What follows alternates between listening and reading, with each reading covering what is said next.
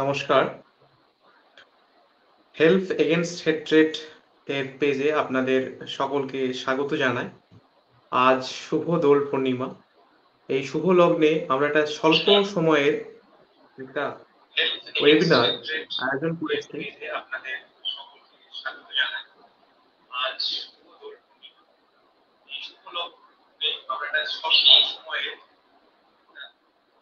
আজকের আমাদের বিষয় চৈতন্য নির্মোহ বিশ্লেষণ। চৈতন্য দেবকে নিয়ে বলার আমার অত সাহস নেই। আমার পাশে একজন অভিজ্ঞ ব্যক্তিত্ব রয়েছেন, তিনি বলবেন আশা করি। যুগে যুগে নানা সমস্যা উঠে এসেছে, নানা সমস্যার মধ্যে আমরা গেছি। সেই যুগে নানা মনীষীর আবির্ভাব হয়েছে যুগাবতার হিসেবে। তারা সেই সমস্যার সমাধানে হস্তক্ষেপ করেছেন, কাজ করেছেন, সমাজ বিপ্লবের অংশ নিয়েছেন। চৈতন্যদেব তাদের মধ্যে একজন বলাই যায়। তো সেই সম্পর্কে আজকের এই দোল পূর্ণিমায় বলবেন শ্রী গৌতম বসু মল্লিক। গৌতম বসু নমস্কার মল্লিকের সবাইকে। জন্ম 1954 সালে। তিনি একজন প্রবীণ সাংবাদিক। আমরা জানি কলকাতার বিভিন্ন বৃহৎ সংবাদপত্রে তিনি পেশাগতভাবে যুক্ত ছিলেন। বর্তমানে তিনি অবসর গ্রহণ করলেও তিনি তার সাংবাদিকতার পেশা থেকে অবসর গ্রহণ করেননি, কাজ করে যাচ্ছেন নিরলসভাবে। কলকাতার ইতিহাস নিয়ে তার সুবিস্তৃত কর্ম রয়েছে। সম্প্রতিকালে তার প্রকাশিতব্য একটা কলকাতা বিষয়ক গ্রন্থ পাঠকদের মধ্যে ইতিমধ্যে আগ্রহের সঞ্চার ঘটেছে। তিনি সাংবাদিকতার পাশাপাশি দীর্ঘদিন তিনি কলকাতার বিভিন্ন কলেজ ও বিশ্ববিদ্যালয়ের গেস্ট টিচার হিসেবে, অর্থাৎ অতিথি অধ্যাপক হিসেবে নিযুক্ত রয়েছেন। বিভিন্ন পত্র পত্রিকার সঙ্গেও যুক্ত। বিশেষ করে তার কর্মকাণ্ড হচ্ছে মধ্যযুগ নিয়ে তার বিশেষ আকর্ষণ। তার গবেষণা রয়েছে প্রচুর। আজ দোল পূর্ণিমার এই শুভ লগ্নে হেল্প এগেইনস্ট হেট্রেড আমাদের পেজে তাকে সুস্বাগতম। আমাদের এই হেল্প এগেইনস্ট হেট্রেড এমন একটি টিম বা এমন একটি দল বলতে পারেন, যেখানে বর্তমান সমাজের দুর্নীতি, যুব সমাজের অবক্ষয়, বিপথে চলা কিংবা সাম্প্রদায়িক যে দাঙ্গা হাঙ্গামা চলছে গোটা রাজ্য গোটা দেশ জুড়ে, সেগুলো নির্মূল করতে বা আমরা কি হস্তক্ষেপ গ্রহণ করতে পারি সেদিকে আমরা একটু নজর রাখার চেষ্টা করছি, আলাপ আলোচনা করছি, মানুষের মধ্যে বার্তা পৌঁছে দেওয়ার চেষ্টা করছি বিভিন্ন সেমিনার বা ওয়েবিনারের মাধ্যমে, বিভিন্ন লেখালেখির মাধ্যমে। আমরা কোনো রাজনৈতিক দল নই। আমরা কিছু তরুণের একটা গোষ্ঠী, যাদের উদ্দেশ্যই হচ্ছে সমাজকে সুস্থ স্বাভাবিক পথে পরিচালনা করার একটা বার্তা দেওয়া, শুভ ভাবনা জাগরণ, মানুষের সম্প্রীতি বজায় রাখা। আজ বক্তব্য দীর্ঘায়িত না করে আমার অতিথি বক্তাকে স্বাগত জানাই এবং তার বক্তব্য শুরু করার জন্য অনুরোধ করছি। নমস্কার। নমস্কার। গৌতম বসু।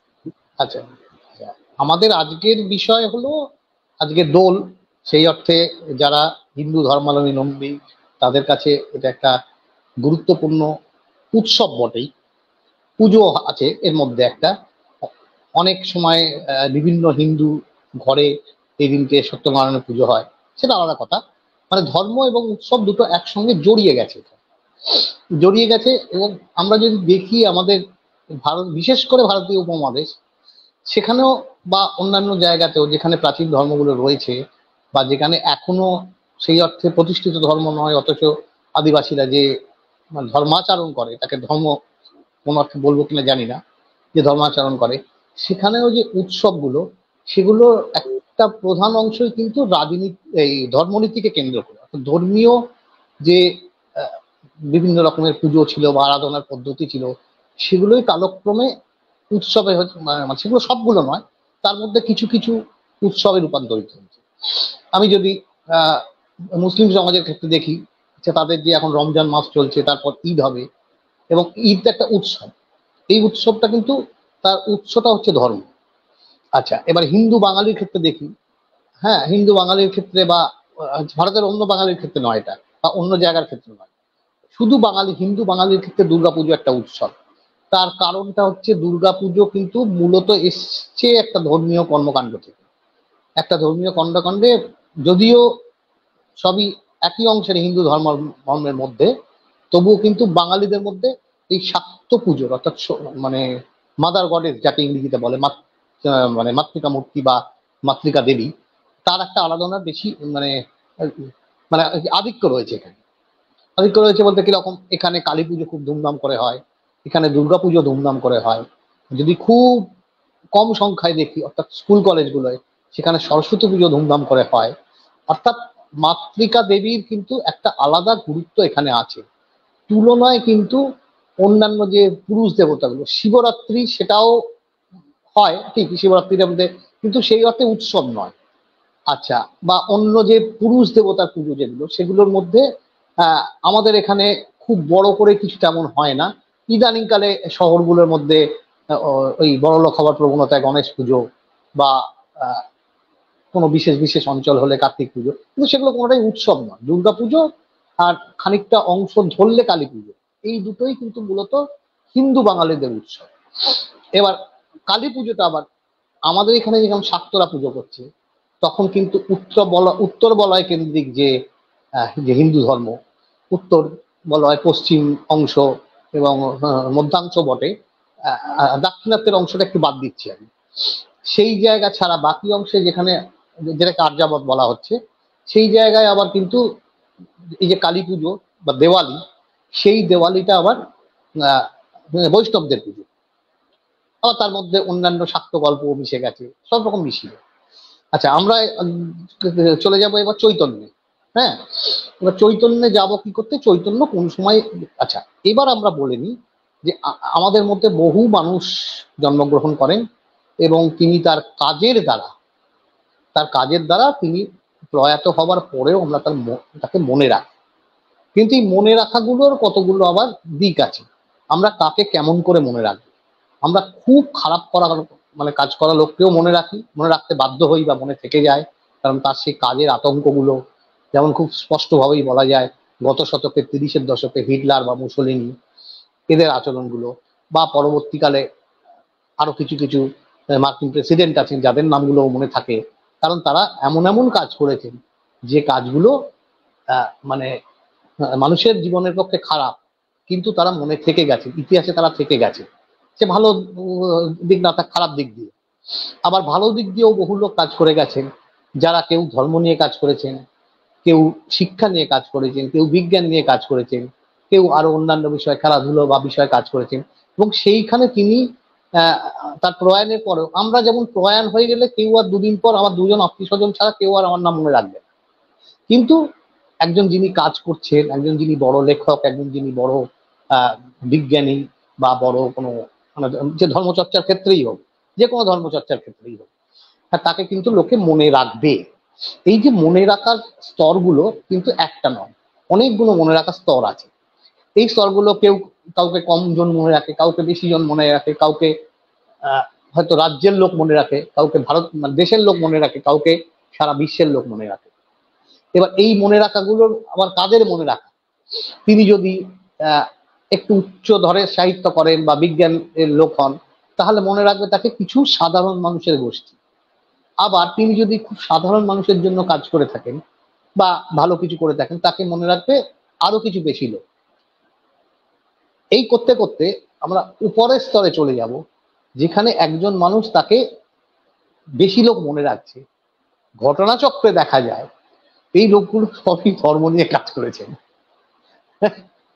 যাই হোক, মানুষের ধর্মের প্রতি আকর্ষণ বেশি বা ধর্মকেই তারা আঁকড়ে ধরেন জীবনে নানা রকম ইয়ের থেকে পরিত্রাণ পেতে।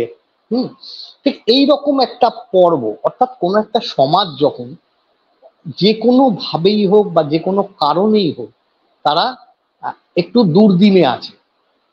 এই দুর্দিনটা কি কি হতে পারে? এই দুর্দিনটা হতে পারে তার সামাজিক অবস্থান, এই দুর্দিনটা হতে পারে তার অর্থনৈতিক অবস্থান, বা এই দুর্দিনটা আরো অন্যান্য কোনো কারণে, অর্থাৎ সে তার নিজের জীবন কাটানোয়, নিজের যেখানে সে বাস করছে সেটা নিয়ে সে সুখী নয়। আমি কোনো একটা নির্দিষ্ট বলছি না যে তার পাড়ার লোক খারাপ বা তার নিজের চাকরি নেই, সেখানে বলছি না। আমি বলতে চাইছি যে সব মিলিয়ে আমি ভালো নেই।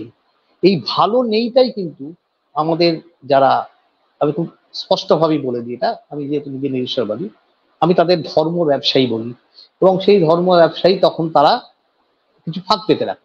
যেমন একসময় ইউরোপে এটা অষ্টাদশ শতকে, ঊনবিংশ শতাব্দীতেও ছিল, যে ইউরোপে যা মানে চার্চের ইয়েরা, ওই সমস্ত যারা ধর্ম ব্যবসায়ী আর কি, তারা হাতে চাটার নিয়ে ঘোড়ায় চড়ে লোক দিয়ে বিক্রি করাতো। কি অর্থ না, ওর মধ্যে একটা ঈশ্বরের বাণী লেখা আছে, সেইটা যারা যারা কিনবে, সেই ইলেকট্রাল বন্ডের মতো, তারা তারা স্বর্গে যাওয়ার রাস্তা তাদের খুলে যাবে।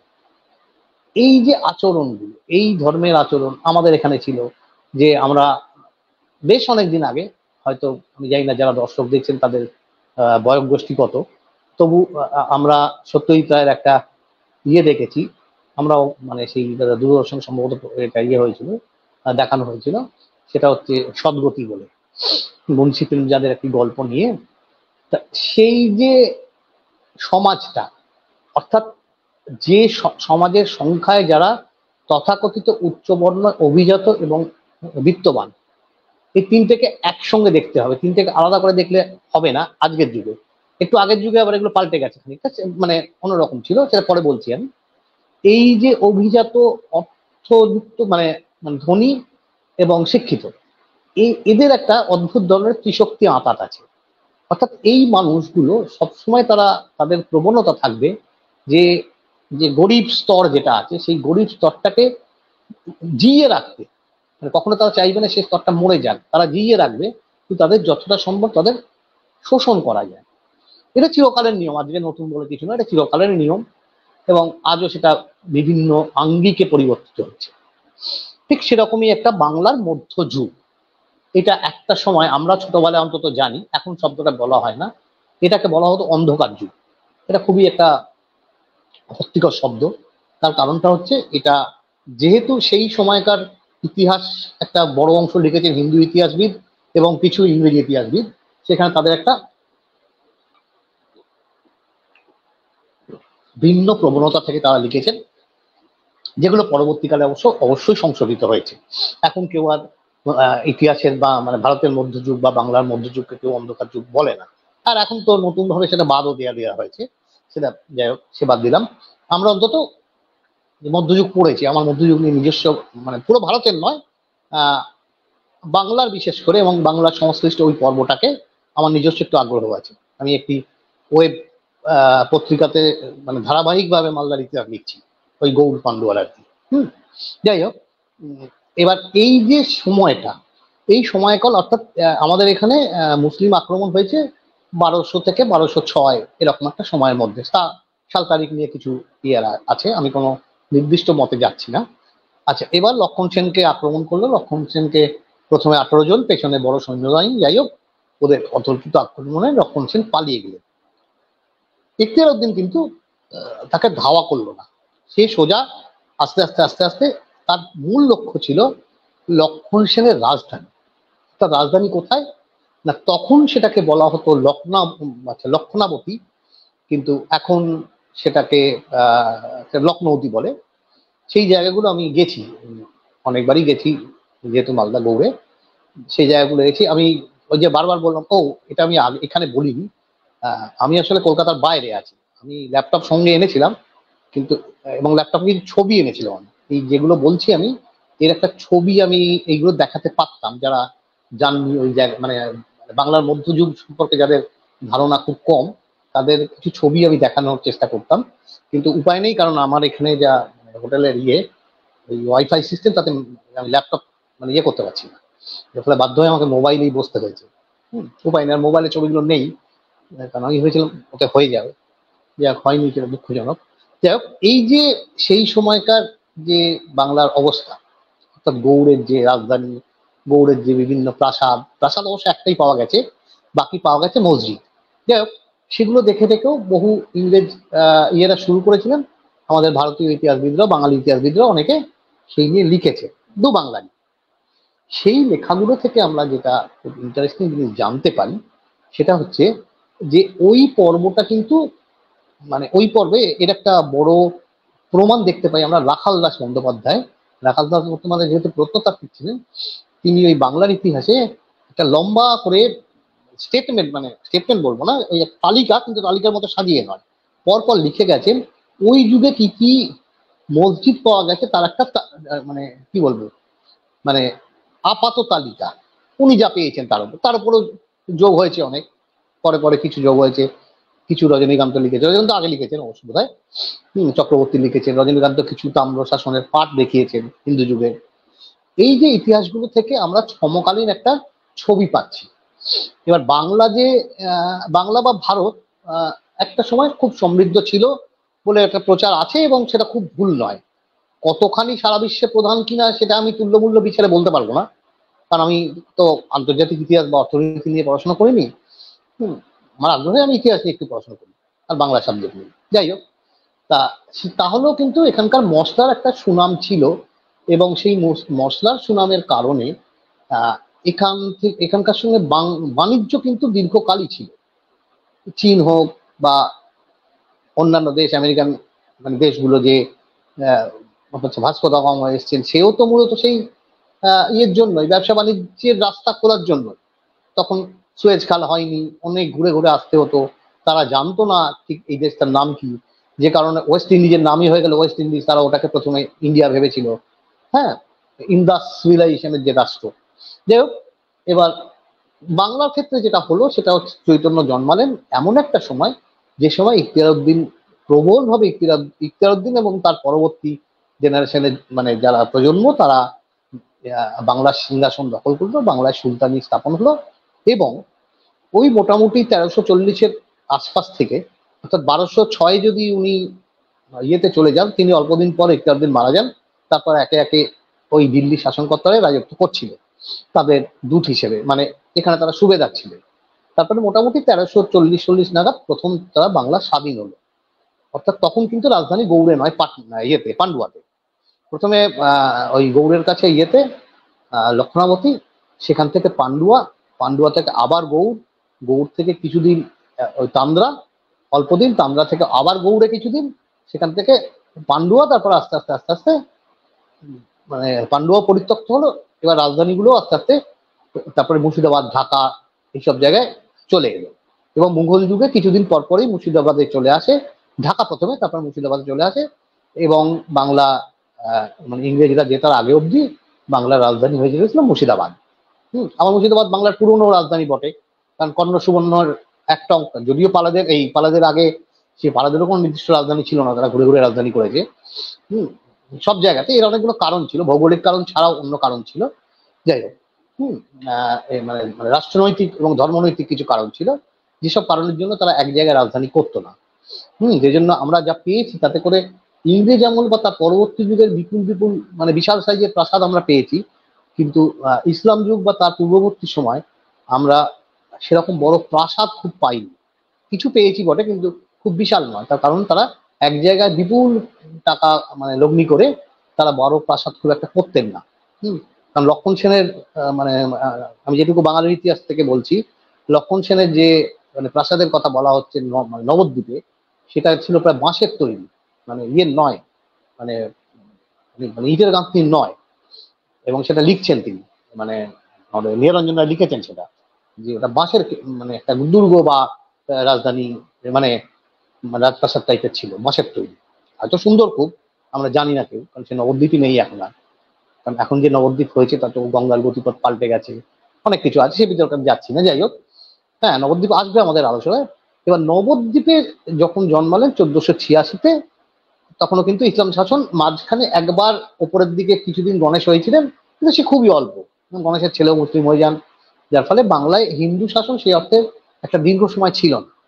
কিন্তু যে সময় ইয়ে জন্মালেন, চৈতন্য জন্মালেন, বাংলায় তখন স্বাধীন সুলতানি যুগ চলছে। অর্থাৎ হুসেন শাহ এবং তারপর কিছুদিন মাত্র নসদ শাহ অব্দি বা ওই কিছুদিন অব্দি ইয়েতে মানে গৌড় বা পান্ডুয়াতে স্বাধীন শাসন ছিল। এবং তারপর আস্তে আস্তে দিল্লির বর্ষতা স্বীকার করলেও পুরোপুরি যায়নি। 1576-এ ইয়ের সময় কি যেন বলে, আমাদের দাউদের সময় থেকে বাংলা পুরোপুরি মোগলদের হাতে চলে আসে 75-86, মানে 1575-76। আচ্ছা, এবার ও যখন চৈতন্য যখন জন্মাচ্ছেন তখন কিন্তু বাংলার অবস্থা বিশেষ করে হিন্দু জনগোষ্ঠীর খুব একটা স্বস্তিদায়ক নয়। তার কারণ হচ্ছে যে ইসলাম আগ্রাসন ধর্মের দিক থেকে। এই ইসলাম আগ্রাসন খুব স্বাভাবিক, কারণ মানে পৃথিবীর যে দেশেই এই ধরনের ইয়ে হয়, অন্য ধর্মের লোক বা অন্য জাতির লোক শাসন করতে আসে, সবসময় যেটা হয়েছে যে রাজধর্ম সবসময় লোকধর্মে পরিণত করার একটা প্রবণতা থেকে যায়। অর্থাৎ যে রাজা তার যা ধর্ম থাকবে সেই ধর্ম দিয়েই সে সে চাইবে প্রজারা সেই ধর্ম গ্রহণ করবে। এটা আমরা পাল যুগেও দেখেছি। পাল যুগে আমাদের এখানে বৌদ্ধের সংখ্যা বিপুল ভাবে বেড়ে গেছে। অর্থাৎ শশাঙ্ক ছিলেন গুপ্তদের একটা অংশ বলা হয়। হ্যাঁ, এবং সেই জন্য সেই এবং তারাও হিন্দু ছিল, শশাঙ্ক ছিলেন কট্টর শৈব। আচ্ছা, অর্থাৎ হিন্দুদের একটা অংশ। এবং তারপর যখন পালেরা একটা দীর্ঘ সময় রাজত্ব করলো, 100 বছর তো শশাঙ্ক ছেলে তো অল্প দিন পর মারা যান। তারপরে তার 100 বছর কাল একটা ইয়ে বলা হয় মাৎসন্যায় যুগ, সেটাও এই হিন্দু শাসনেরই ছিল। তারপরে হিন্দু বৌদ্ধ মিলিয়ে তারপরে তারা গোপালকে রাজা করলো। গোপাল কিন্তু ধর্মে ছিলেন বৌদ্ধ। এবং তারপর থেকে সেনেরা, সামন্ত সেন একটা উল্লেখযোগ্য মানে কি বলবো মানে সামন্ত মানে ছোট জায়গির বা জমিদারি প্রতিষ্ঠা করা অবধি কিন্তু বৌদ্ধ সংখ্যারাই মানে মানে বৌদ্ধই বেশি ছিল। এবং সেনেরা তারপরে আস্তে আস্তে সামন্ত সেনের সম্ভবত এটা অনুমান যে সামন্ত সেনের নাম মানে ওই প্রথম সামন্তের কোনো নাম পাওয়া যায়নি, সেই জন্যই সামন্ত সেন তাকে বলা হয়। এবং সামন্ত সেন, হেমন্ত সেন, বিজয় সেন, বিজয় সেন থেকে মোটামুটি আস্তে আস্তে বাংলার অনেক অংশই তারা দখল করেছিল। এবং শেষ দুই বিখ্যাত রাজা উল্লেখযোগ্য, তারপরে অনেক সেন ছিলেন, তারা হচ্ছেন বল্লাল সেন এবং লক্ষণ সেন। এবং বল্লাল সেন মানে এশিয়াটিক সোসাইটি অনুযায়ী বা প্রত্নতত্ত্বের ইয়ে অনুযায়ী বল্লাল সেন নিজেও কিছু বইপত্র লিখেছিলেন। এবং আরেকটা কথা বলা হয়, সেটা অবশ্য একটা প্যারালাল ইতিহাস বলা যায়, অর্থাৎ সমান্তরাল ইতিহাস। সেটা হচ্ছে বাংলার কুলিজি চর্চার ইতিহাস। এইটা কিন্তু ওই সেন যুগ থেকেই শুরু হয়েছিল।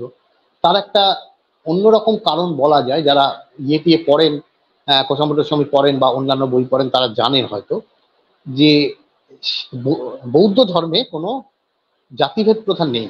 অর্থাৎ সরাসরি সেই তুমি ব্রাহ্মণ ক্ষত্রিয় জন্মসূত্রে সেই মানে গায়ে দাগিয়ে দেওয়া ব্যাপারটা বৌদ্ধ ধর্মে নেই। সেখানেও শ্রেষ্ঠীদের প্রাধান্য, তারপরে শিক্ষিতদের প্রাধান্য সব ছিল, কিন্তু সরাসরি তুমি শূদ্র, অর্থাৎ তুমি আমার ছায়া মারাবে না, আমার জন্য আলাদা পুকুর, যেটা মানে খুব মানে সংস্কার মানে প্রাচীন কুসংস্কারগ্রস্ত হিন্দু সমাজের মধ্যে ছিল, এখনো আছে, সেটা বৌদ্ধদের ছিল না। যার ফলে সেন বংশের আমলে মানে সেন সময় সেনেরা ছিলেন কর্ণাট মানে এখনকার ওই কর্ণাটক মহীশূর ওই অঞ্চলের লোক। কোনোভাবে যুদ্ধের সময় তারা আসেন ছেলেদের সঙ্গে, সম্ভবত চোলেদের সঙ্গে আসেন, অনুমান, আমি কোনো মানে ঐতিহাসিক ভাবে বলছি না। এবং তারপর আস্তে আস্তে তারা সম্পদ তৈরি করেন এবং এখানে থেকে যান এবং আস্তে আস্তে একটা রাজত্বের অংশী মানে ইয়ে হন। এবং এই অংশগুলো কিন্তু শশাঙ্কের সময় থেকেই যে স্বাধীন রাজত্ব হয়েছিল, শশাঙ্ক যদিও শেষ বয়সে পরাজিত হয়েছিলেন, তথাপি গোপাল, ধর্মপাল, দেবপাল এবং পালেদের অন্যান্য অনেক রাজাই কিন্তু আস্তে আস্তে একটা বড় স্বাধীন সাম্রাজ্য গড়ে তুলতে পেরেছে। সাম্রাজ্য বলছি, সাম্রাজ্য বলা ঠিক হবে কিনা বলবো না, রাজ্য বলাই ভালো। হ্যাঁ, কারণ ইউনিট ভারত যদি সাম্রাজ্য হয় তাহলে ধর্ম হিসেবে রাজ্য বলাই ভালো। কিন্তু বড় রাজ্যই তারা তৈরি করতে পেরেছিলেন, বিশেষ করে ধর্মপাল, দেবপালও তাই। মহিপালের সময় থেকে একটা ভাঙন বড় করে শুরু হয়, সেটা হচ্ছে কৈবর্ত বিদ্রোহ। কৈবর্ত বিদ্রোহ উল্লেখযোগ্য এই কারণে যে কৈবর্ত সমাজ হচ্ছে তথাকথিত হিন্দু সমাজের একেবারে প্রান্তিক সমাজ। এই প্রান্তিক জনেদের যে সমস্যা, সেই সমস্যাটাই ইয়ের যুগে এসে আরো বাড়তে শুরু করলো, অর্থাৎ মানে মানে মধ্যযুগে এসে। অর্থাৎ যত বেশি ইসলাম আগ্রাসন হচ্ছে, সেখানে লৌকিক দেবতা রয়েছে বটে, লৌকিক দেবতা ধর্ম আছে, শীতলা ষষ্ঠী, শীতলা ষষ্ঠী পরবর্তীকালে ওটা মূলত একই দেবতা ছিল, পরে আলাদা হয়ে যায়। এদের পুজো কিন্তু আঞ্চলিকভাবে বা বিশেষ করে ধর্ম মানে ধর্ম ঠাকুরের পুজো এখন যেটা নেই প্রায়। ধর্ম ঠাকুর বললে এখন শহরে শিক্ষিতরা অনেকে চিনতেই পারেন না। কলকাতাতেই কিন্তু ধর্মতলা নাম হয়েছে একটা ধর্মের স্থান থেকে, এবং ঘটনাচক্রে সে থানটা এখনো আছে মন্দির হিসেবে, কিন্তু কেউই জানে না সেখানে সেটা ধর্মের মন্দির। যাই হোক, তা ইসলামের সেই পর্বটাই, ওই যে ইসলাম আগ্রাসন হচ্ছে হিন্দু সমাজপতিরা হলেন,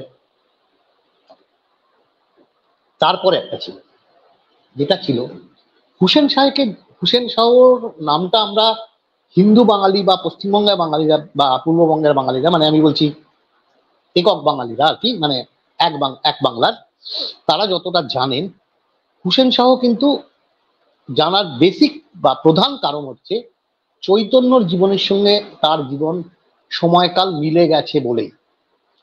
হুসেন শাহ কিন্তু খুব যে উল্লেখযোগ্য সুলতান ছিলেন এমনটা বলা যায় না ইতিহাসের নিরিখে। তার কারণ হুসেন শাহ নিজে ছিলেন উজির, এবং হুসেন শাহ ক্ষমতায় আসছেন 1493, মানে তখন কিন্তু চৈতন্য রয়েছেন নবদ্বীপে, এবং নবদ্বীপে তিনি মানে অত্যন্ত দুরন্ত বালক, এবং মানে পণ্ডিতদের মানে সঙ্গে তার 86 থেকে 96 না ওই মানে পড়াশোনা সবে তোলে শুরু করেছেন। তারপরে হুসেন শাহ এলেন, হুসেন শাহ 93 এলেন। হুসেন শাহের আশাটা কিন্তু সাম্প্রতিক কালের একটা ঘটনা আমি উল্লেখ না করেই বলছি, সেই খানিকটা রক্ত ধোয়া ইতিহাসের মতো। কারণ হুসেন নিজেই যার মন্ত্রী ছিলেন তাকেই তিনি নানাভাবে তার বিরুদ্ধে বিদ্রোহ করলেন এবং নিজে লোক দিয়ে বা নিজে তাকে মারলেন। এবার আমি উমরাহরা বসলো, তাহলে তো কাউকে সুলতানে বসতে হবে। সবসময় আমরা জানি যে সবসময় মানে দাস ব্যবসার সূচনা থেকেই এটা শুরু হয়েছে, যে ব্যবসাদার অর্থাৎ মানে যিনি গোষ্ঠীপতি বা বড় ব্যবসা চালান, তিনি কিন্তু ঠিক করবেন রাজা কে হবে, অর্থাৎ আমার কথায় চলবে। কাজে এখন ভারতে যা চলছে বা বাংলায় যা চলছে সেই নিয়ে আশ্চর্য হওয়ার খুব নেই, কারণ এগুলো কোনোটাই নতুন নয়, তার আঙ্গিকটা ভিন্ন, কিন্তু ওই ব্যবসাদারের কথায় আমাকে আমি উঠবো বসবো তার হয়ে কাজ করব, এটা নতুন কিছু নয়। হ্যাঁ, তার যেটা পাল্টে গেছে আমরা মাঝে দেখিনি, বা গণতন্ত্রের একটা ভিন্ন পাঠ আমরা পড়েছি, আমাদের পড়ানো হয়েছে, সেই জন্যই আমরা বলি হয়তো যে ইনি অন্যরকম, কিন্তু এটা ছিলই চিরকাল। এবং যেহেতু হিন্দু সমাজপতিরা যত বেশি তাদের দেখছে যে তাদের ধর্মের ওপর একটা সমস্যা তৈরি হচ্ছে, তত বেশি তারা ধর্মের বাঁধনটাকে মানে একটা উল্টো কাজ শুরু করবে। কি উল্টো কাজ না, তারা তত বেশি মানে তাদের যে পুরনো কুসংস্কারগুলো ছিল সেগুলো তারা আনতে আরম্ভ করবে, যার ফলে মানে নিচু শ্রেণীর যে মানে হিন্দু গোষ্ঠী, সেই গোষ্ঠী সবসময় একটা অসহায়তা বোধ করবে। এই সময় চৈতন্যর জীবনের ঘটনাবলী খুব দিয়ে বলছি না আমি, তবু প্রথমে তিনি মানে বিয়ে করেছিলেন, আজকের ভাষায় মানে আমি ইংরেজিতেই বলি, আর যাকে লাভ ম্যারেজ বলা হয়, অর্থাৎ ওই চান করতে গিয়ে তিনি লক্ষ্মী দেবীকে দেখেন এবং তাকে পছন্দ হয়, মার সঙ্গে দিলাজিদি করে বিয়ে করেন, এবং তারপরে যখন পূর্ববঙ্গে গিয়েছিলেন নিজের বাবার দেশ দেখতে, ফিরে এসে তখন তো আর মোবাইল ফোন টোন ছিল না, খবর দেওয়ার ব্যাপার ছিল না, কাজে 2 মাস পর ফিরে এসে শুনলেন লক্ষ্মী দেবী সাপের কামড়ে মারা গেছে। তিনি অত্যন্ত দুঃখিত হন, কারণ লক্ষ্মী দেবীকে যা বলা হয় চৈতন্য কাব্যগুলোই মূলত এর উপাদান, কারণ চৈতন্যকে নিয়ে আলাদাভাবে তো তার সমকালেও কেউ লেখেননি ওই এক মুরারিগুপ্ত ছাড়া, কিন্তু সেগুলো খুব ডায়েরির আকারে বা খুব ভাবে নয়। চৈতন্যর ছোটবেলাকার কথা কিন্তু পরবর্তীকালের জীবনী কাব্যের এই যে কাব্যকার যারা চৈতন্য জীবনী নিয়ে লিখেছেন, কৃষ্ণদাস কবিতার, গোবিন্দ দাস, এদের লেখা থেকে জানা যায়। এখন এরাও যে সব ঠিক লিখেছেন এমনটা দাবি করা যায় না, কৃষ্ণদাসকে খানিকটা গুরুত্ব দেওয়া হয়, কারণ কৃষ্ণদাস কারণ চৈতন্য মারা যাবার অনেকদিন পর পর্যন্ত রূপ সনাতন বেঁচেছিল, বিশেষ করে সনাতন, এবং সনাতন থাকতেন বৃন্দাবন, ঠিক আছে। চৈতন্য মারা যাওয়ার পর তাদের পক্ষে, এরা কোনোদিনই খুব পুরীতে বিশেষ থাকতেন তা নয়, কিন্তু চৈতন্য মৃত্যু, হত্যা যাই বলি না কেন, হত্যা বলার মতো কোনো প্রমাণ নেই হাতে, তাকে মৃত্যু বলা ছাড়া কোনো উপায় নেই। এবং সেই তারপরে কিন্তু আস্তে আস্তে বৈষ্ণব সমাজের যে মানে মূল চৈতন্যের যে ধারার যারা অংশীদার ছিলেন, তারা কিন্তু পুরীতে থাকতে আর নিরাপদ বোধ করলেন না, এবং সহজে তারা চলে এলেন বাংলার বিভিন্ন জায়গায়, যেমন নিত্যানন্দ খদ্দায় গেলেন, খদ্দইতরম ভাগ হলো, এবং 1560 আর একটু পরে একটা খেতুরি মহোৎসব হলো। এই গল্পটা পরে বলছি আমি। থাক, এবার তাহলে হিসেব করি। এবার চৈতন্য কিন্তু আমরা পরবর্তীকালে চৈতন্যকে যেভাবে দেখি, অর্থাৎ চৈতন্য একটা মানে শুধুমাত্র আত্মভোলা লোক, তিনি শুধুই নাম গান করছেন, কিন্তু কম বয়সে তা ছিলেন না। কম বয়সে যেটা ছিলেন তিনি অত্যন্ত ছিলেন যাকে বলে মানে দুরন্ত বালক, এবং কিশোর অবস্থাতেও তিনি নানা রকমের মানে করে তারা উম, ওই মানে কি যেন বলে, তারপরে একটা সময় বিভিন্ন পণ্ডিতদের সঙ্গে তর্ক করতেন করতেন, তারপরে একটা সময় তিনি গেলেন, বাবা মারা গেছেন কিছুদিন আগে, তিনি গয়ায় গেলেন। গয়ায় পিন্ডি দিতে গিয়ে, অর্থাৎ বাবার পিন্ডি যেখানে দেন, গয়ে যেখানে পিন্ডি দেয়, সেটা দিতে গিয়ে তার একটা ভাবান্তর হলো, এবং সেখানে তিনি মাধবপুরীর কাছে দীক্ষা নিলেন। দীক্ষা নিয়ে ফিরলেন নবদ্বীপে। ফিরে এবার তিনি একটু পাল্টে গেলেন কিরকম, অর্থাৎ তারা কাজকর্ম করাটার, হ্যাঁ ইতিমধ্যে তার মা কিন্তু একটা বিয়ে দিয়েছেন, বিষ্ণুপ্রিয়াকে তার সঙ্গে বিয়ে দিয়েছেন, তিনি যথেষ্ট ধর্ম অনুসারী। চৈতন্য মারা যাওয়ার পর বিষ্ণুপ্রিয়ার আলাদা মন্দির ফন্দির দিয়ে সে করেছিলেন, চৈতন্য সেখানে চটি রেখে গেছিলেন, যাই হোক মানে ওই খরম আর কি। হম, তিনিও ধর্মের যে মতি ছিল তা ছিল, কিন্তু চৈতন্যর তাকে খুব একটা পছন্দ হলো। তারপরে যেটা হলো, আমি আগেও যেটা বলেছিলাম, যে আমরা বলছি বটে ধর্মগুলো, কিন্তু এই ধর্মগুলোর মধ্যেও নানা রকমের ভাগ বিভাজন ইত্যাদি ছিল। নব্য হিন্দুত্ববাদ যখন জাগছে, তখন আদি শঙ্করাচার্য অর্থাৎ অষ্টম শতকে তিনি ওই যে পাঁচটা গোষ্ঠী, সৌরি, গানপত্য, শৈব, শাক্ত, বৈষ্ণব, এই পাঁচটা উপধর্মকে এক করার একটা চেষ্টা করলেন, এবং ভারতের চারটে কোণে চারটে মঠ করলেন, এবং 10টা সম্প্রদায় করলেন, যাদের আমরা 10 নামী সম্প্রদায় বলি। এবং নিয়ম হলো যে সন্ন্যাস নিলে তাদের কারোর কাছ থেকে সন্ন্যাস নিতে হবে। দীক্ষা, আচ্ছা, চৈতন্য প্রথম দীক্ষাটা নিলেন কিন্তু ঈশ্বর পুরী, মানে যিনি পুরী মঠের লোক। পুরী মঠের লোক শুধু নয়, তিনি পুরী সম্প্রদায়ের লোক। পুরী মঠের ওটা ঘটনা চক্রে, কিন্তু সম্ভবত পুরী মঠের নয়, উনি অন্য মঠের। যাই হোক, তিনি নিলেন পুরী সম্প্রদায়ের সন্ন্যাসীর কাছ থেকে, নিয়ে এখানে এলেন। তারপরেই তার মনে হলো যে না, সম্পূর্ণভাবে সন্ন্যাস নিয়ে তাকে গৃহত্যাগী সন্ন্যাসী হতে হবে। কিন্তু কেন, এটা অনেকেই অনেক রকম বলেছেন। খুব সত্যিটা আমরা জানি না বলতে জানা সম্ভব নয়, কারণ জীবনীকাররা যা তথ্য দেবেন, তারপরে কেউ কেউ যা অ্যানালিসিস করবেন বা বিশ্লেষণ করবেন, সেই অনুসারে আমরা জানতে পারবো। সেখানে আমরা যেটা জানতে পাচ্ছি বা বুঝতে পারছি, সেটা হচ্ছে যুক্তি যেটা দেওয়া হয়েছে, যে তিনি ইয়ের কাছে থাকবেন না, তিনি স্ত্রী এবং তার মা যে মানে যে শহরে রয়েছেন বা যে অঞ্চলে রয়েছেন, তিনি সেখানে থাকবেন। কিন্তু আমার কাছে কেন, এটা নিশ্চয়ই অনেকের কাছেই ঠিক সেটা যুক্তিগ্রাহ্য ব্যাখ্যা বলে মনে হয়নি। এটা তখনকার যদি অন্য সামাজিক ইতিহাসগুলো, চৈতন্য জীবনীগুলো দেখি, সেখানেও একদিকে যেমন, আমি নামটা বলছি যেহেতু নামটা রয়েছে, চাঁদগাজি বা ব্রাহ্মণ সন্তান হচ্ছে জগাই মাদাই, হ্যাঁ, এদের যেমন একদিকে অত্যাচার ছিল নাম গান করার ওপর বা ইয়ের ওপর, সেটা আবার উল্টো দিক দিয়ে ছিল ওখানে শাক্ত এবং শৈব যে গোষ্ঠী, সেই গোষ্ঠীও কিন্তু যে খুব ভালো ব্যবহার করতো এই বৈষ্ণবদের নাম গানটাকে, তা নয়। তার কারণটাও ছিল যে বৈষ্ণবদের চৈতন্য যেটা করতে পেরেছিল, যে কারণেই চৈতন্য গ্রহণযোগ্যতাটা তুলনায় এতদিনও, আজ 525 বছর, প্রায় 1486-তে জন্মালে 24, প্রায় ওই রকমই 522-23 বছর পরেও কিন্তু, মানে আমরা যতই ক্ষুদ্র হই না কেন, অর্থাৎ ক্ষুদ্রাতি ক্ষুদ্র হয়েও কিন্তু আমরা চৈতন্যকে নিয়ে দুটো কথা বলছি। অর্থাৎ সেই ওই যে একদম শুরু করেছিলাম আমি, যে কাকে আমরা মনে রাখবো, কাকে আমরা মনে রাখবো না। আমরা যদি মনে রাখি কাউকে, তার কাজটা দিয়ে মনে রাখবো, তার অন্য কিছুকে দিয়ে নয়, তার কাজটাকে দিয়ে। অর্থাৎ তিনি কিছু কাজ করেছিলেন বলেই তার নামটাকে আমরা স্মরণে রেখেছি। ঠিক সেইভাবে চৈতন্য এইবার যেটা করলেন, চৈতন্য কিন্তু ওই যে ছোটবেলায় বলেছিলাম তিনি খুব শান্তশিষ্ট ছিলেন না। তিনি করলেন, এবং চাঁদগাজির যদি বর্ণনাগুলো আপনি দেখেন আপনারা, চৈতন্য চরিতামৃত অবশ্যই পাওয়া যায়, বারংবার ছাপা হয়। বৈষ্ণব ছাড়াও অন্যান্য যারা বইপত্র পড়েন তারা কেনেন, বা পাঠ্য কোনো কোনো কলেজ এই ইউনিভার্সিটিতে আছে আমি জানি না। যাই হোক, সেখানে দেখা যাবে সেখানে কিন্তু চৈতন্যর ভূমিকাটা মোটেই খুব শান্তশিষ্ট তরুণের মতো নয়।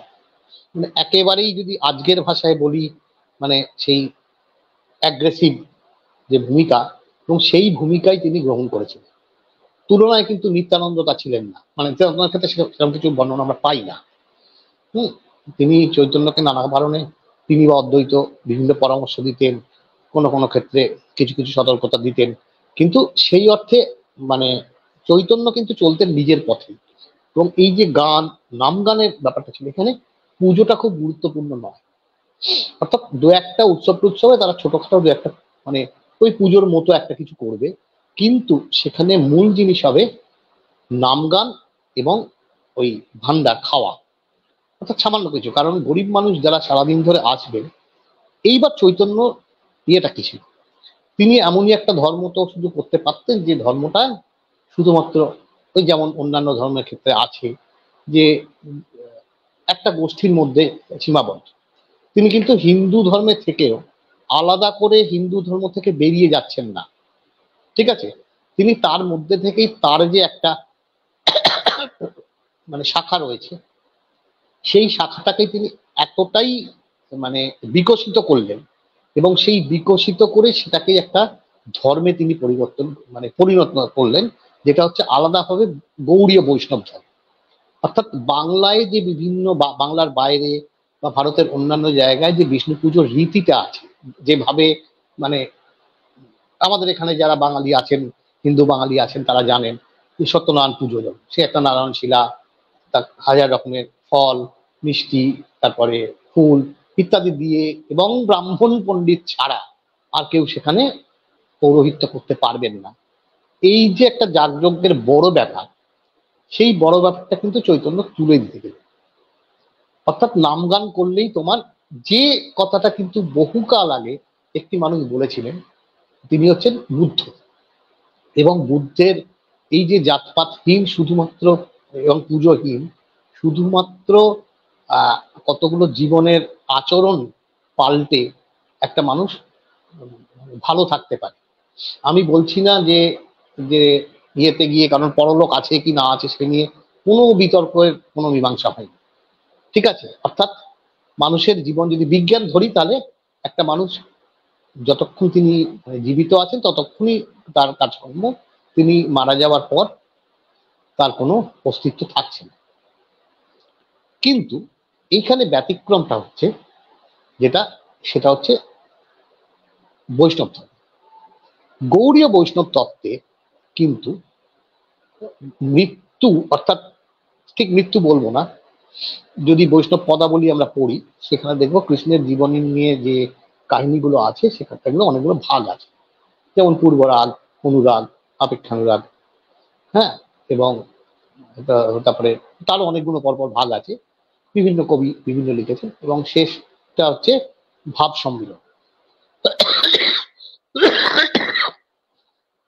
অর্থাৎ ভাব সম্মিলন মানে সেখানে মাথুরে যে চলে যাচ্ছেন, সেই চলে যাওয়াটা কিন্তু পাকাপাকি নয়। অর্থাৎ কোনো মানুষ মারা যাচ্ছেন মানেই কিন্তু হিন্দুদের অন্য অংশ মনে রাখছে, বৈষ্ণবরা আরো বেশি করে মনে রাখছে, তাদের পদের মধ্য দিয়ে সে প্রকাশিত। সেটা হলো মরে যাচ্ছে মানে তার আত্মা থেকে যাচ্ছে, সে হয়তো আর একটা পুনর্জন্ম গ্রহণ করছে। এটা হিন্দুরা বিশ্বাস করে, যারা পুনর্জন্ম বিশ্বাস করে, মানে হিন্দুত্বে বিশ্বাস করে। এবং বৈষ্ণবেরাও যে ঠিক সেইভাবে আলাদা করে বিশ্বাস করে না তেমনটা বলা যাবে না, কিন্তু তাদের হিসেবে যেটা, সেটা হচ্ছে ওই যে বৈষ্ণব পদাবলীতে যেটা আছে ভাব সম্মিলন, এবং ওই ভাব সম্মিলন হচ্ছে তাদের কাছে বিচ্ছেদের কোনো স্থান নেই। অর্থাৎ রাধা কৃষ্ণের যে প্রেম, সেখানে সেখানে কৃষ্ণ রাধাকে ফেলে মথুরায় চলে গেলেন মানে তাদের বিচ্ছেদ হয়ে গেল তা নয়। সেখানে তারা কিন্তু রয়েছে, তাদের মানে তাদের ভাবেতে, ভাব মানে সশরীরে না হোক, ভাবগতভাবে তাদের মিল আছে। এবং এই যে ভাবগতভাবে মিল আছে, এবং এই পদগুলো কীর্তন হিসেবে গাওয়ার জন্য কোনো আলাদা করে পয়সা কড়ি খরচ করতে হয় না, মানে আমি বলছি উপচার কিনে তার ইয়ে করে। প্লাস আরো যে জিনিসটা সেটা হচ্ছে কোনো একটা গানের আসর হচ্ছে, যেখানে হরিনাম কীর্তন হবে, আসর হোক বা রাস্তায় হোক, নগর সংকীর্তন হোক, সেখানে কিন্তু ব্রাহ্মণ হোক চণ্ডাল হোক সে কিন্তু পাশাপাশি যেতে পারছে। এইটা কিন্তু হিন্দুদের যে প্রাচীন ইয়েটা, অর্থাৎ মানে জাতিভেদ প্রথা, হ্যাঁ বর্ণভেদ প্রথা, এই বর্ণভেদ প্রথাটার মূলে কিন্তু একটা বড় আঘাত এটা। যার ফলে শুধুমাত্র ইসলাম আগ্রাসন, এবং তার জন্য তিনি চাঁদকাজিকে গিয়ে ধমকে টমকে এলেন, তার বাড়িঘর ভাঙচুর করলেন, সে মানে নাম গানের উপর যে নিষেধাজ্ঞা দিয়েছিল সেটা তুলে নিল, সেটা নয়। অর্থাৎ সেই সময় নবদ্বীপ কেন্দ্রিক যে মানুষজন যারা দুর্বল, মানে মানে সমাজের প্রত্যন্ত শ্রেণীর মানুষজন, তারা কিন্তু দেখলে যে এই মানুষটার সঙ্গে থাকলে আমাদের অন্তত কেউ দুচ্ছাইটা করবে না। অর্থাৎ নিম্ন বর্ণের প্রতি যে একটা অবজ্ঞা, তাদের নানাভাবে শোষণ করা, কিন্তু সেই জায়গায় তাকে কিছুই না দেয়া, সামাজিক সম্মান তো দূরের কথা, শুধুমাত্র সে যুগে এটা দীর্ঘদিনই আছে অবশ্য, যে পরবর্তীকালে যখন বৌদ্ধ যুগ থেকে আস্তে আস্তে হিন্দু যুগে ফিরছে, এরকম চরক টরক তো অনেক পুজোই তো এর মধ্যে চলে এসছে, যেগুলো বৌদ্ধ থেকে এসছে, বোলানের গান মানে বলা হয়ে থাকে। হ্যাঁ, এইগুলোর মধ্যে কিন্তু যেমন চরকে, হ্যাঁ চরকে মানে তথাকথিত নিম্নবর্ণ আমরা যাদের বলি, চরকের যারা সন্ন্যাসী হয় তারা, ঠিক আছে, এটা একটা অস্থায়ী সন্ন্যাসী, অর্থাৎ যাকে টেম্পোরারি সন্ন্যাসী বলতে পারি আমরা, অর্থাৎ ওই 1 মাসের জন্য তারা সন্ন্যাসী হয়। এবং সেই সময় কিন্তু দেখা যাবে যে উচ্চ বর্ণের মানুষজন, সে ব্রাহ্মণও হোক, সে কিন্তু সেই চরকের যে সন্ন্যাস নিয়েছেন বা চরকের ব্রত করছেন, ওই আগুন জাম বা চরক ঘুরছেন, সেই সন্ন্যাসীদের তারা প্রণাম করে। এটা একটা পুরনো আখ্যান আছে, এবং পুরনো আখ্যানটার সঙ্গে আবার একটা ঐতিহাসিক ঘটনাও আছে। তবে ঘটনাটা যে ওখানেই ঘটেছিল এমনটা কোনো প্রমাণ নেই, ওটা একটা ইতিহাসের সঙ্গে পুরাণকে মিশিয়ে দেওয়ার একটা বহু প্রাচীন গল্প। এটা আমি লিখেওছি আগে, যে আমরা যে দক্ষিণ দিনাজপুর না, এটা বোধহয় উত্তর দিনাজপুরে বানগড় বলে একটা জায়গা আছে, ওই বানগড়ের যে বান রাজা, আর তার সঙ্গে কৃষ্ণের নাতি অনিরুদ্ধের একটা সম্পর্ক হয়েছিল, এবং সেই বিয়েটাকে কেন্দ্র করে কৃষ্ণরা বানগড় আক্রমণ করে এবং বান মারা যায়। এবং বান ছিল তথাকথিত নিম্নবর্ণদের নেতা, এবং সে তখন কৃষ্ণর কাছে বলে যে তাহলে আমাদের যারা নিম্নবর্ণ, এদের ব্রাহ্মণরা প্রণাম করবে, এরকম একটা ইয়ে তুমি দিয়ে যাও। যেহেতু কৃষ্ণকে ভগবান বলা হতো, কৃষ্ণ কিন্তু কোনো ঐতিহাসিক চরিত্র নয়। এবং বান রাজার যে গল্প বলা হচ্ছে, সে বান রাজা ঐতিহাসিক কিনা জানা নেই, পুরাণের গল্পে আছে, কিন্তু যে একটা ধ্বংসাবশেষ পাওয়া গেছে, তার যে বর্ণনাগুলো দেওয়া আছে সেই অনুযায়ী একটা ধ্বংসাবশেষ পাওয়া গেছে তার কাছাকাছি। সেই জায়গাটা আমি গেছি, আমি ওই ছবিগুলো সমস্ত এনেছিলাম। দুর্ভাগ্য কিছু দেখানো গেল না। বানগড়ে ক্যালকাটা ইউনিভার্সিটি ইয়ে করেছে, খননও করেছে, পরে এএসআই একটা খুঁড়েছে ওখানে।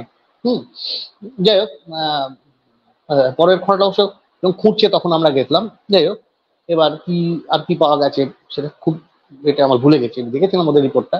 যাই হোক, তা এই যে সময়টা, এই সময় চৈতন্য ইয়ে হলেন, এবং চৈতন্য যখন যত প্রভাব বাড়তে শুরু করলো, তত তিনি এক ঘরে হতে শুরু করলেন। এক ঘরে কার কাছে না, তার অন্যান্য তার পার্শ্বদ বাড়ছে, কিন্তু তিনি এক ঘরে হচ্ছেন কাদের কাছে?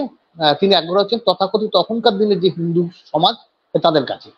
এবং একটা সময় কিন্তু তিনি বুঝলেন যে হুসেন শাহের যে রাজত্ব, সেইখানে অর্থাৎ সুলতান শাসিত যে রাজত্ব, সেখানে তিনি বোধহয় খুব নিরাপদ নন। তার কারণটা হচ্ছে যে হুসেন বা চাঁদগাজীর মতো লোকেরা হয়তো তার সরাসরি কোনো ক্ষতি করবে না, কিন্তু এই ক্ষতির ক্ষেত্রে, কারণ হুসেন সরাসরি ক্ষতি করলে তাকে সে যখন চৈতন্য যখন গৌড়ে যাচ্ছেন, তাকে বন্দি করতে পারতেন বা খুন করতে পারতেন, হত্যা করতে পারতেন, সেটা তিনি করেননি। কারণ তিনিও দেখেছিলেন যে একটা লোকের পেছনে যখন এত হাজার হাজার মানুষ আসছে, তার মানে তার একটা মানে কি বলবো, ইয়ে আছে, মানে জনগণকে সংগঠিত করার একটা ক্ষমতা আছে, যে ক্ষমতাটা কিন্তু তার মানে সেটার বিরুদ্ধাচরণ করলে তার মানে তার রাজত্ব চালানো তার পক্ষে মুশকিল হবে, কারণ রাজশক্তির পক্ষে সেটা ক্ষতিকারক। সভাপতি একজন বিচক্ষণ উজির ছিলেন, তারপর তিনি সুলতান হয়েছিলেন, যার ফলে তিনি চৈতন্যকে বাধা দেন। চৈতন্য ওখান থেকে রূপ সনাতনকে নিয়ে চলে যান, মানে সঙ্গে সনাতন রূপ যান, পরে সনাতন পালিয়ে যান।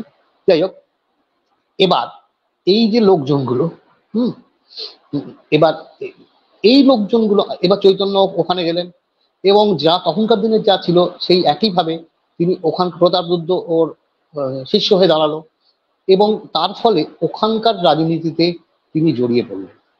এই রাজনীতিতে জড়ানোটাই কিন্তু তার পক্ষে কাল হল। অর্থাৎ চৈতন্য 1486-তে আপনার জন্মেছেন, 1533 মারা গেছেন, যদি মারা গেছেন ধরে নিই আমি। আচ্ছা, এইবার এই তার মধ্যে শেষ 18 বছর তিনি কাটাচ্ছেন পুরীতে। তার মাঝে মাঝে তিনি দেশে এসছেন, কিন্তু পুরী যাওয়া থেকে তার অন্তর্ধান বা মৃত্যু অবধি তিনি পুরীতেই কাটাচ্ছেন। এই যে 18 বছরে কিন্তু তিনি উড়িষ্যার গোটা রাজনীতির সঙ্গে জড়িয়ে পড়েছেন। এবার চৈতন্যর চৈতন্যের জীবদ্দশাতেই বিখ্যাত ছিলেন। এবার এই মুহূর্তে কেন তিনি অবতার হলেন, অর্থাৎ তার অবতারত্বের মূল যে কারণটা হচ্ছে যে সেই সময় কিন্তু গোটা বাংলায় সে অল্প কিছু উচ্চবর্ণের হিন্দু হোক, কিন্তু নিম্নবঙ্গীয় যারা হিন্দু, যাদের কাছে যারা কিন্তু অন্যান্য যে হিন্দু ধর্মের কাছে খুব একটা গুরুত্ব পেত না, তারা কিন্তু একটা ধর্মে একটা মানে জায়গা পেল। অর্থাৎ সেখানে তাকে খুব সবসময় দুচ্ছাই করবে এমনটা নয়। যদিও পরবর্তীকালে এরকম একটা দাঁড়িয়ে গেছিল, সেটা চৈতন্যের মৃত্যুর যখন খেতুরি মহোৎসব হয় বা তার আগে থেকেই ভাঙতে শুরু করেছিল, যে তখন বৈষ্ণবরা একটা দুটো ভাগে ভাগ হয়ে যায়। একটা এই যারা গোস্বামী এদের দেখি যাদের এরা ভেগধারী বলে, এবং একটা ওই মানে বাউল সম্প্রদায়।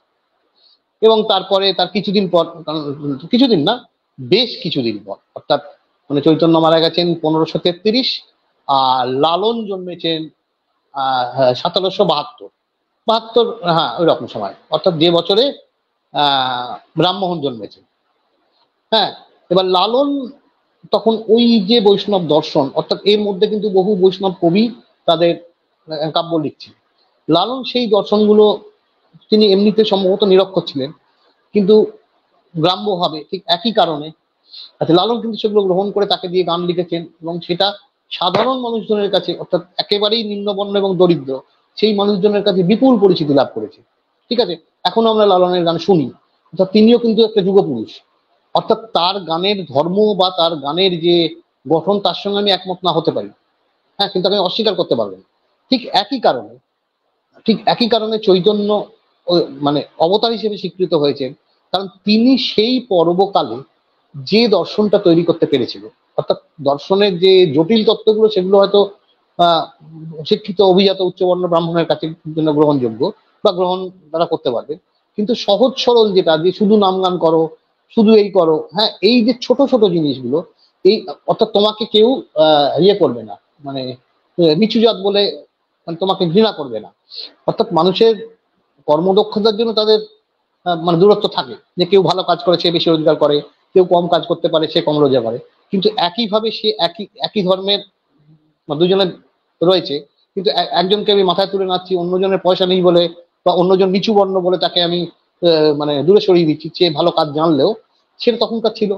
কিন্তু বৈষ্ণব মানে যে ধর্মটাকে চৈতন্য তৈরি করলেন, সেই ধর্মের মধ্যে কিন্তু সেটা নেই। অর্থাৎ সেই ধর্মটা তৈরি হচ্ছে মানে সেই ধর্মভেদ প্রথাটা তুলে দেয়।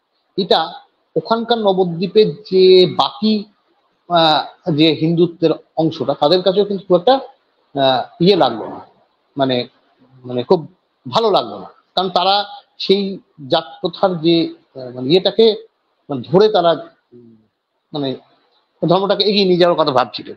কিন্তু উল্টো দিক দিয়ে যেটা হলো, বা চৈতন্য যেটা এখানে করলেন, সেইটা করার ফলে তার একটা বড় অংশের সমর্থন তিনি পেলেন, এবং তিনি যখন উড়িষ্যায় গেলেন, এবং উড়িষ্যায় গিয়ে তার ধর্ম তিনি নাম গান করতেন, তিনি নাচতেনও, হ্যাঁ, রথের সামনে তার নাচ বা বৈষ্ণবদা, কিন্তু এই যে ভারত পরিক্রমার জায়গাটা ছিল, সেটা কিন্তু তিনি পুরীতে খুব একটা করার সুযোগ পেলেন না। অর্থাৎ পুরীতে তিনি মূলত নিজে নাম গান করতেন এবং একটা বিশাল ভক্তমণ্ডলী গড়ে তুলেছিলেন।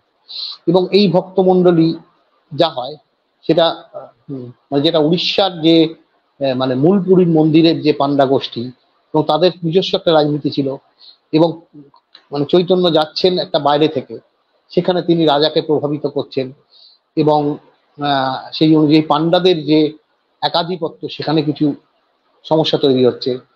এবং বাংলার ক্ষেত্রেও যেটা ইয়ে হলো, যে কারণে দেখবেন যে আমরা যদি পূর্ব এগুলো দেখি, যেমন যাকে কালীর মানে ইয়ে বলা হয়, তৈরি করা হয়, কালী মানে রূপ মূর্তি যিনি তৈরি করেছেন কৃষ্ণানন্দ আগমবংশী কিন্তু শেষ জীবনে আর নবদ্বীপে থাকতে পারেন। তিনি নবদ্বীপের লোক, তিনি নবদ্বীপেই জন্মেছেন, কিন্তু তিনি শেষ জীবনে আর নবদ্বীপে থাকতে পারেন, অর্থাৎ তিনি সেখান থেকে বাধ্য হয়ে চলে যান বীরভূমের একটি গ্রামে, এবং সেখানে একটি ওই আগমবাগী স্থলা আছে, বীরভূমেই তার সমাধি হয়।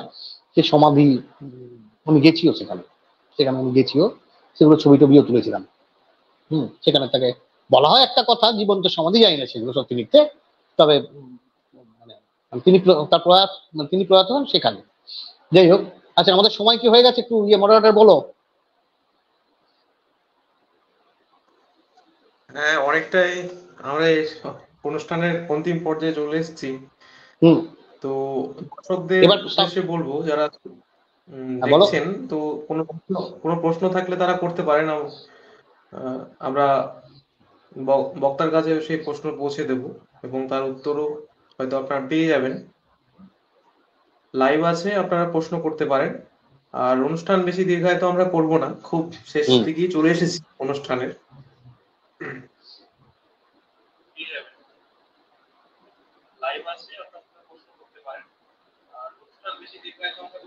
স্যার, আপনি আর কিছু বললে বলতে পারেন, আর কিছু 9টা পর্যন্ত বলতে পারেন।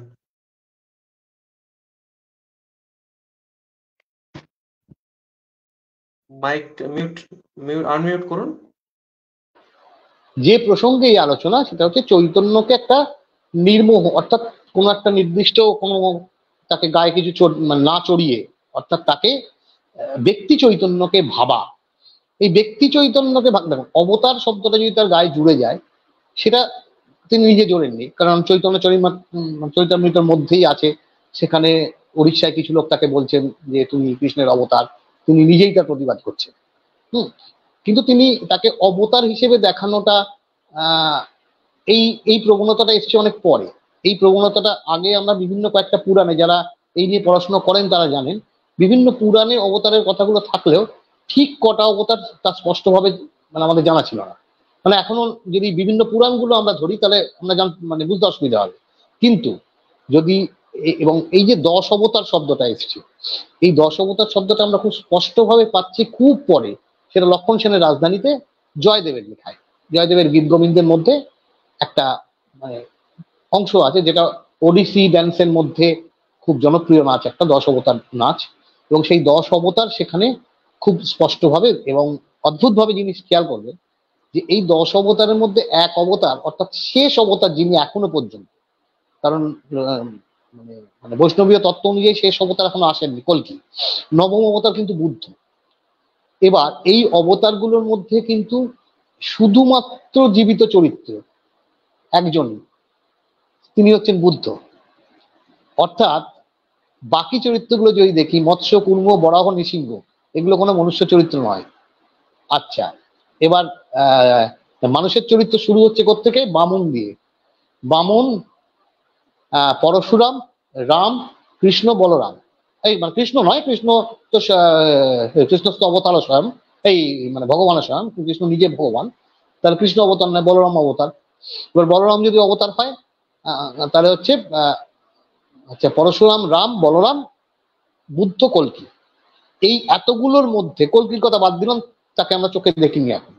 এতগুলোর মধ্যে একটি মাত্র চরিত্র যে কিন্তু পুরাণ বা ঐতিহাসিক নয়, মানে যার বাস্তব অস্তিত্ব ছিল, তিনি হচ্ছেন বুদ্ধ।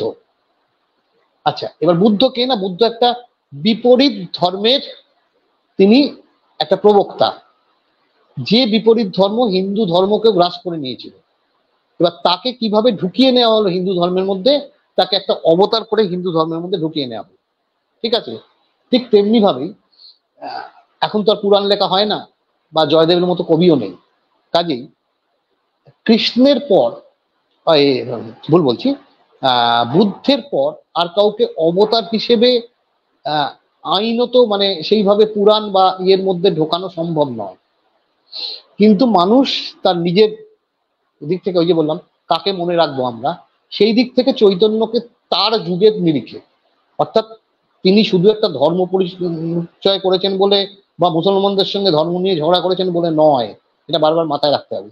তিনি সেই যুগের যে মানুষগুলো, অর্থাৎ হিন্দু হোক মুসলমান হোক, তিনি যে অর্থনৈতিক সীমারেখার নিচে আছেন, তিনি যে সামাজিক জায়গার নিচে আছেন, সেই মানুষগুলোকে তিনি একত্রিত করতে পেরেছিলেন। এবং সেই মানুষগুলোকে একত্রিত করে ফেলাটাই কিন্তু তার জীবনের সব থেকে বড় কাজ। হ্যাঁ, পরে সেটা দাঁড়ায়নি, সেটা সে যে কোনো ধর্মের ক্ষেত্রেই তাই। সে বৌদ্ধ মানে প্রতিষ্ঠিত ধর্মের ক্ষেত্রে, বৌদ্ধ ধর্মের ক্ষেত্রে তাই। যে বুদ্ধ মানে ভগবানের বা বেদের অস্তিত্ব অস্বীকার করেছিলেন বলে নাস্তিক, সেই বুদ্ধই কিন্তু নিজে পরে তার নামের আগে একটা ভগবান জুড়ে গেল। তার ছবির পেছনে, ছবিগুলো পরে আঁকা হয়েছে, পেছনে একটা চাঁদ বা সূর্য তা ঢুকে গেল, অর্থাৎ তিনি অবতারের মধ্যে ঢুকে গেলেন। ঠিক আছে, অর্থাৎ অবতার কে না, যিনি ভগবানের অংশ। এবার ভগবানকে আমরা জানি না, আমরা কেউ কোনদিন ভগবানের দর্শন পাইনি, শুনেছি কিন্তু দর্শন পাইনি, কাজে ভগবানকে আমরা জানি না। কিন্তু ভগবানের দূতকে জানি, যিনি মানুষের সেবা জন্মাচ্ছেন।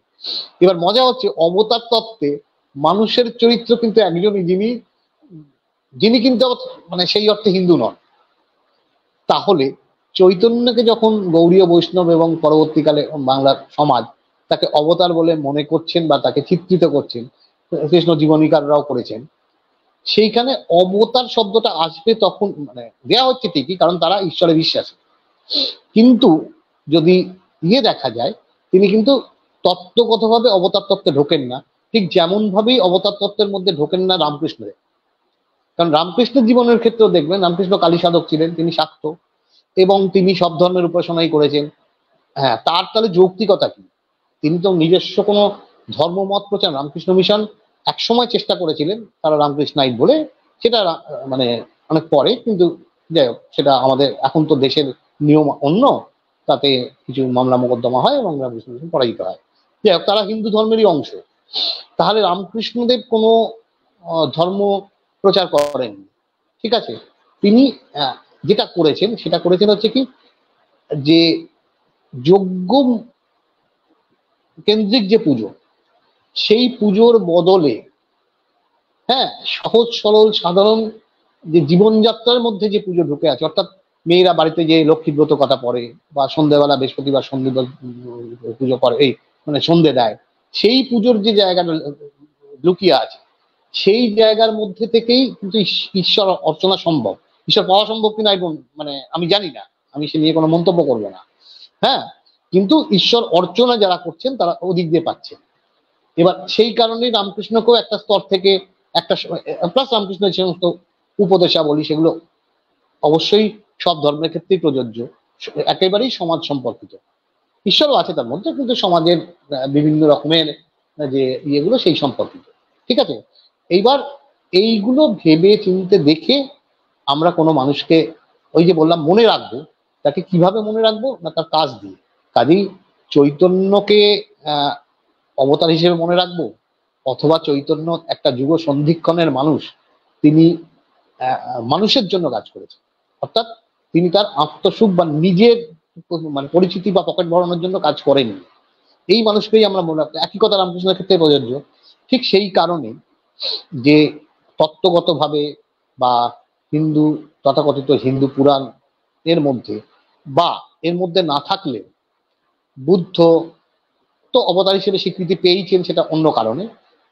বুদ্ধ পরবর্তী যুগে এই হিন্দু ধর্মের ক্ষেত্রে, কারণ এই অবতার শব্দটা হচ্ছে হিন্দুর ক্ষেত্রেই ব্যবহার হয়, কারণ বৌদ্ধরা জাতক ব্যবহার করে, আর ওরাও বোধ হয়, জৈনরাও বোধ হয় জাতক বা কিছু ব্যবহার করে।